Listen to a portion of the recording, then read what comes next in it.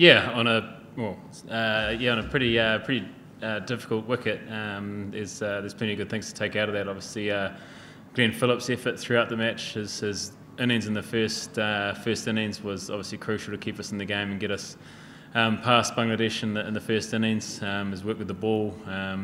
He's still young in his spin career, and I guess the impact he's had with the ball in this series has been pleasing, and a number of different contributions throughout as well. I think you obviously didn't get the big scores that you would have liked, but on a wicket like that, there's valuable sort of 20-run partnerships and 30-run partnerships here and there go a long way. And AJ's obviously on a spin-friendly condition showed his class and picking up the 6 wickets.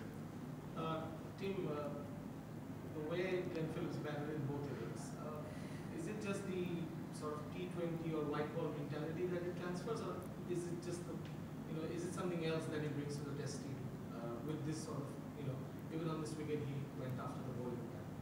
I think it's just the way that Glenn plays and the way that he's able to come in and only in his second and third test match and to come in and play the way he knows how, and I guess that's the sign of the guy. He's a very positive guy in the way he plays, and just because it's a different format, he still trusted that his way was the right way. So I think it's pleasing to see on a difficult wicket, which I think I look back to a few of his innings, and a lot of his great innings have been on difficult wickets. He does exceptionally well in the CPL on tricky wickets. I think back to a one-day innings in Pakistan at the start of the year on a tricky wicket. Like he has a way of doing special things on tricky wickets. So I think his just his positive mindset on a wicket like that was very crucial. How do you rate this kind of wicket as you are a fast bowler?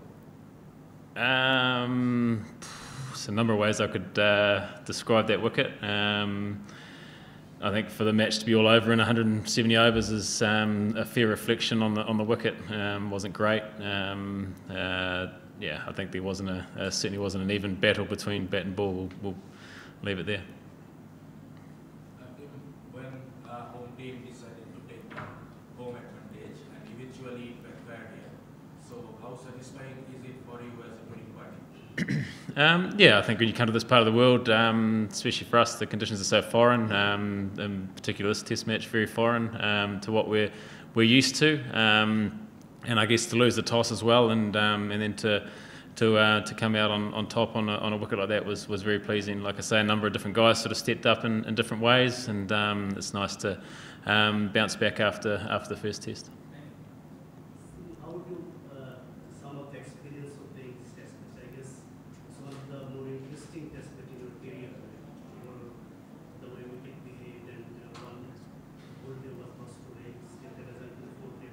Overall, how do you sum up this experience? This Test match? Yeah. I think just a scrappy test match. Obviously a tough wicket.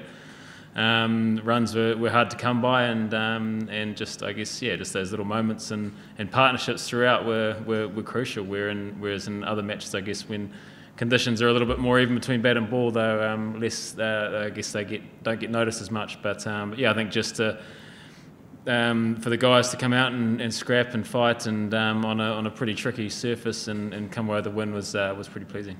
Was it the most difficult wicket from winning point of view in your career? No, difficult. Probably the worst wicket I've come across in my career. Just like I said, the balance between bat and ball was obviously heavily favoured into the bowler's hands. So I think the match to be over in 170 overs sort of reflects that. So I think for our guys to scrap away and come away with a win was very pleasing.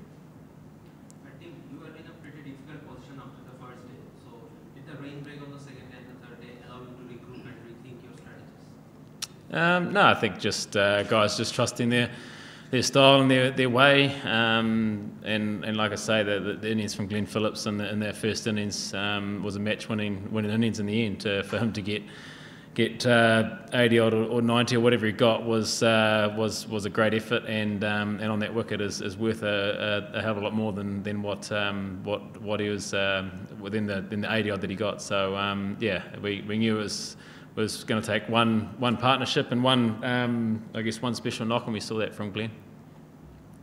Tim, you've been playing in Bangladesh since for the last 15 years, so I mean, you know, the Bangladesh players do not well. So as a captain, as a visiting captain, how do you define a home advantage as a test captain? Yeah, I think you look around the world, it's so hard to win away from home these days. The conditions obviously are suited to your home side, and I think Bangladesh have shown over the years they're an ever improving side, and in all three formats they're a tough side at home in these conditions, and we knew coming here it's going to be a tough place to come, and I think they're an ever improving side, and they're heading in the right direction. But I think you look around the world, you go to India, it's such a tough place to win. You go to Australia, it's such a tough place to win. Sides in the past, New Zealand, it's a tough place to win, to play Test cricket and go away and win away from home. It's a tough effort. Well done. Thank you very much.